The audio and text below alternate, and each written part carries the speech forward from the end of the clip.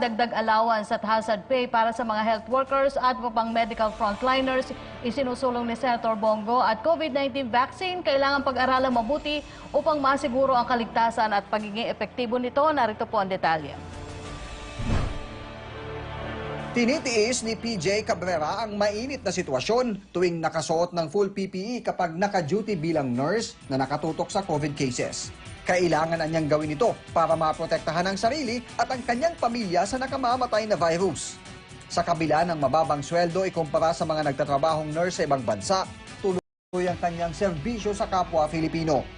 Kabilang siya sa mga nananawagan na madagdagan ng allowance at hazard pay ng mga medical frontliners. Bagay na may kakampi siya sa Senado. Ayon kay Senador Go, nararapat lamang na mabigyan ng dagdag na tulong pinansyal ang mga health frontliners bilang pagkilala sa kanilang sakripisyo at tiniyak na kailanman ay hindi niya sila pababayaan ng gobyerno. Ang mga medical frontliners din niya mga sundalo sa giyerang pangkalusugan at sila ang tinuturing na bayani sa laban kontra COVID-19. Ang Special Risk Allowance para sa mga private at public health workers at ang Active Hazard Duty Pay laan sa mga frontline human resource for health ay nakasaad sa Bayanihan to Recover as One Act o Bayanihan 2. Kaya giit ni Senador Go, dapat lang itong maipatupad na.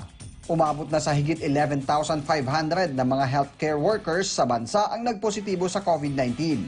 Karamihan sa kanila ay gumaling na sa sakit. Pero 72 na ang namatay habang 220 pa ang patuloy na lumalaban sa nakamamatay na virus. May natukoy ng mabisang mga bakuna kontra COVID-19 si Presidential Advisor of the Peace Process, Carlito Galvez Jr. na siya ring vaccine czar.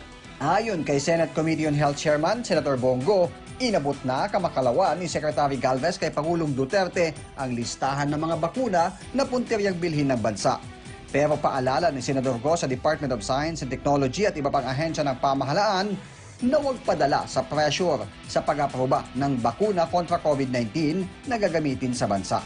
Huwag anyang idaan sa shortcut ang proseso dahil kailangang matiyak na ligtas ito para sa mga Pilipino kung saan uunahin anyang mabakunahan ang mga mahihirap at mga nasa vulnerable sector.